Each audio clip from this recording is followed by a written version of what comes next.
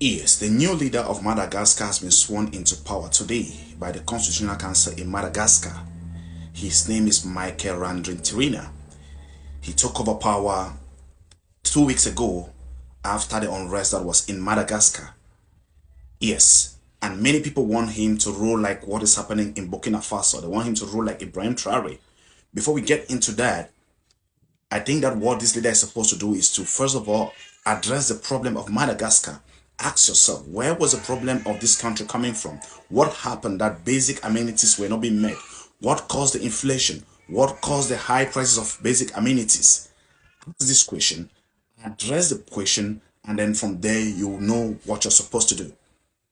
People want him to rule like Ibrahim Traore. What is happening in Niger, in Mali, and in Burkina Faso didn't just happen. They had a plan.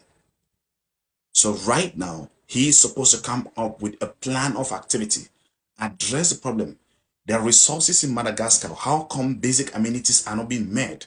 It means that there is somewhere those raw materials are going to cut off the chain, prevent exportation of raw materials, use the raw materials within the country, try to build factories, create jobs. Yes, because before he took over power, the country of Madagascar was in a dilemma, high inflation, high cost of living, and basic amenities, nothing was being provided. And now that this new leader is in power, we're hoping that this guy will come up with a strategy to restore the economy of Madagascar. And many people want him to form an alliance with the Sahel. You hear people say, join Ibrahim Traore, join Assimi Goïta, join Colonel Captain Chani, and all those and all that. They are saying all this because they have seen what is happening in the Sahel. There's a new model of governance that the Sahel has put out. That model of governance has to do with what? All activities of the government are centered around providing basic amenities to the citizens. That is why you can see construction of roads, schools, hospital, pipeline water, electricity, and all those things are happening at the same time. That is the way of governance. That's a new model of governance that is being enrolled in the Sahel state.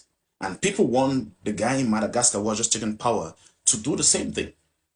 And it's very possible for him to do that.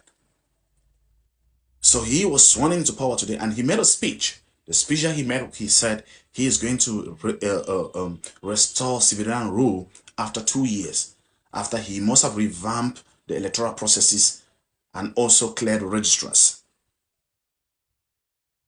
As we're speaking, there is a new governance in Madagascar, and people